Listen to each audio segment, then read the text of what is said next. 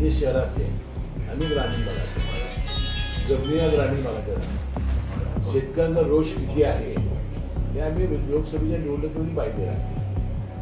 लोकसभेच्या निवडणुका झाल्यानंतर सुद्धा मला इकुंडी गावामध्ये अडवलेले होते. तर नवीन झाल्यानंतर आम्ही चर्चा करू ना, कुठून जाणार आहे, त्या लेआउटमध्ये जमीन किती जाणार आहे. कारण आता जुनं तर आम्ही रद्द झालं असं समजलेलं आहे आणि आमची खातेदारी रद्द झालेली आहे. आता जुनं नवीन काय ते बघितलं पाहिजे. माझ्या माहितीप्रमाणे शक्तीपीठ हे कोल्हापूर जिल्ह्यात ही अधिसूचना रद्द करण्यात आलेली आहे. त्यावेळी मुख्यमंत्री मोदींनी सांगितलं किंवा आलमट्टीला कायमपणानं त्या राज्य शासनाने विरोध केलेला आहे आणि आलमट्टीची उंची वाटणं किती धोक्याचं आहे हे एकदा पुन्हा सांगणं हे आपलं काम आहे करवा. कोल्हापूर जिल्ह्यातल्या सरकारचा फार मोठा विरोध केला आहे, परंतु आम्ही ग्रामीण भागातले आमदार असल्यामुळे शेतकऱ्याचे प्रचंड नुकसान होत असल्यामुळे आमचा त्याला तीव्र विरोध आहे. राज्य सरकारनं कुठल्याच राज्य सरकारनं, कर्नाटक असेल, महाराष्ट्र असेल, तर कुठल्याच राज्य सरकारनं यासाठी स्थगिती द्यावी असं पत्र विरोध दर्शवलेला नाही. अशा पद्धतीचं पत्र आहे ते केंद्राकडून आले.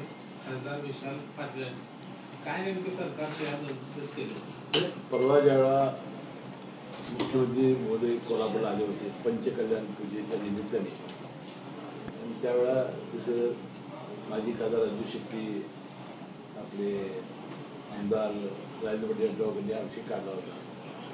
त्यावेळी मुख्यमंत्री महोदयांनी सांगितलं की बाबा आलमट्टीला कायमपणानं आमच्या राज्य शासनाने विरोध केलेला आहे. आता त्याला कृष्णा नवाब तंटेची जी समिती आहे त्यानं परवानगी दिली असं काहीतरी आज मी मुख्यमंत्र्यांमध्ये बांधलं. तर आता उद्या मंत्रिमंडळाची बैठक आहे, पुन्हा एकदा मुख्यमंत्री भेटून त्याच्यामध्ये खरी वस्तुस्थिती काय आहे.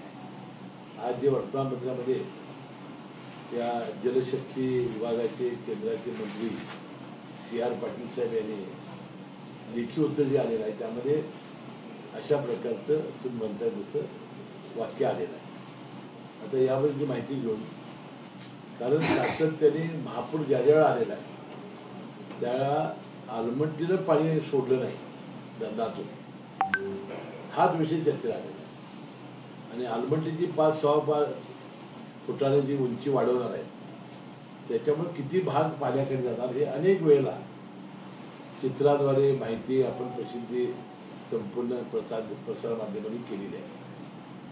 आणि फार मोठं नुकसान कोल्हापूरचं आणि सांगली जिल्ह्यात होतंय. आणि दुसरं म्हणजे कर्नाटकचंही होतंय. जो नंदीचा जो भाग आहे कृष्णाचा नदीचा त्याचाही फार मोठा फटका त्यालाही बसतोय. तर मला वाटते ही खरोखर अशी मंजुरी दिली गेली असेल तर मुख्यमंत्री महोदयांनी भाषणात त्यावेळी सांगितलं की पुन्हा एकदा आम्ही दिल्लीमध्ये जाऊ, ही गांभीर्य आम्ही अमित शाह साहेबांना वगैरे प्रमुखांना भेटून आम्ही लक्षात आणून देऊ आणि पुन्हा ते होणार नाही याची काळजी आम्हाला घ्यावी लागेल आणि ती करू असं ते म्हणाले होते.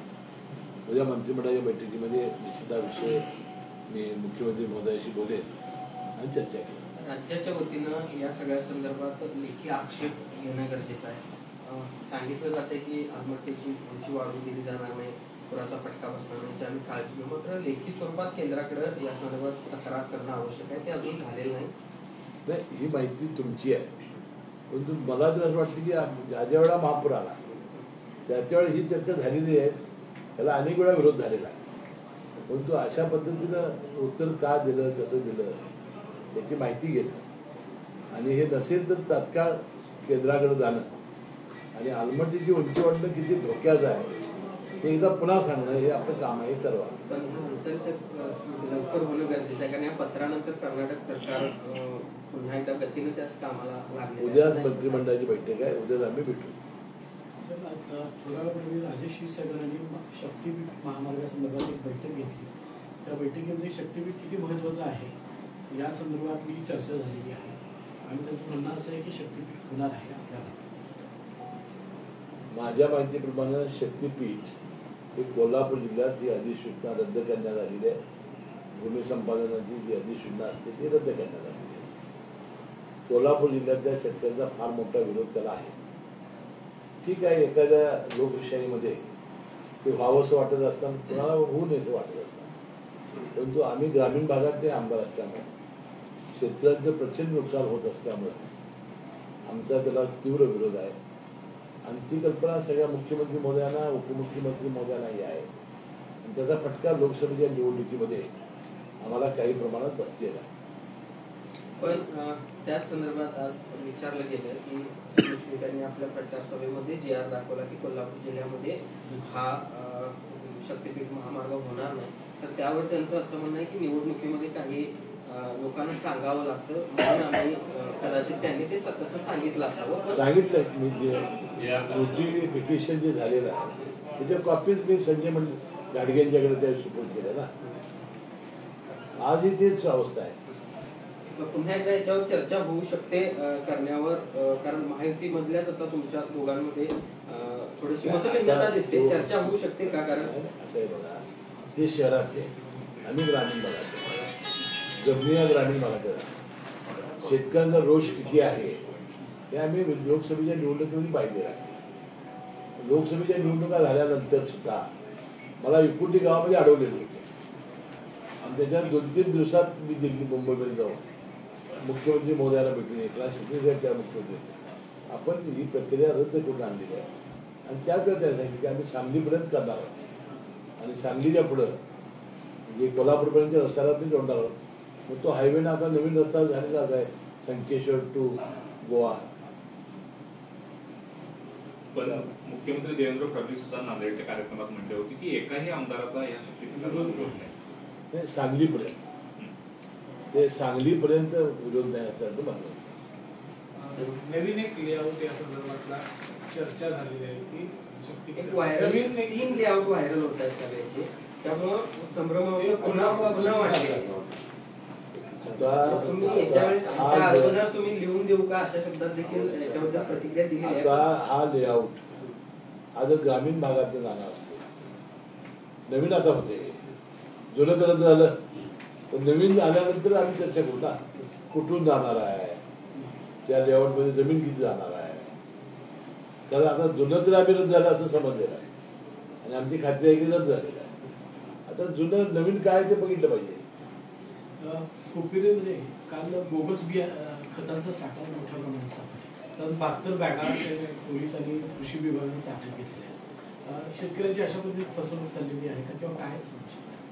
काय समाजामध्ये अशी व्यक्ती असतात अशा किंवा लोकांना फसवणं, भेसळ करणं, म्हणजे दुधामधली असेल, अन्नधान्यामध्ये असेल किंवा तुम्ही म्हणता तेव्हा खतामध्ये असेल, बी बियाणामध्ये असेल, एक प्रवृत्ती कमी कष्टामध्ये जास्त पैसे मिळण्यात आहे. त्याच्यामध्ये आपण किती लोकांचं नुकसान करतो हे त्यांच्या लक्षात येतं. त्यांना कडक कारवाई करणं एवढा एकच दिला आपल्यासमोर आहे. संजीवराजे निंबाळकर यांच्यावर आयकर विभागाने कारवाई केली, त्यानंतर आज रामराजे निंबाळकरांनी स्टेटस ठेवण्यास सुरुवात तुम्ही केली, शेवट आम्ही करू. आता त्यामध्ये मला काही माहिती नाही, परंतु त्याच्यावर 2-3 दिवसापूर्वी इन्कम टॅक्सची हे झालेली आहे ते आपण आम्ही पाहिलेलं होतं. सोयाबीनची खरेदी खरं तर बंद झालेली आहे. सोयाबीन खरेदीचं आश्वासन राज्य सरकार पाळणार आहे का? कारण विदर्भ मराठवाड्यात खूप वाईट परिस्थिती निर्माण होती. आता उद्या मंत्रिमंडळामध्ये चर्चा होईल याची आणि योग्य ते निर्णय मुख्यमंत्री आणि दोन्ही उपमुख्यमंत्री घेतील. थँक्यू. तीर्थक्षेत्र योजना आहे ती आता बंद करता येते. अजून कुठे निर्णय काय? आता काय झालेलं आहे की निर्णय होण्याआधीच तुमचे निर्णय यावे. त्यामुळं अजून शासनाच्या वतीनं निर्णय झालेला असं ते म्हणाले. आज खरं तर राज ठाकरे आणि मुख्यमंत्र्यांनी काय सांगू शकाल? तर राज ठाकरेंनी गेल्या आठवड्यात एक वेगळी भूमिका एकूणच निवडणुकी प्रक्रियेसंदर्भात घेतली होती. त्यात ही भेट होतीये. मोठी माणसं आहेत, फार छोटा मी येणाऱ्या निवडणुकीच्या पार्श्वभूमीवर असू शकते. आपल्याला काही माहिती नाही, तुम्ही त्यालाच विचारणं आधी सोयीस्कर होईल ना.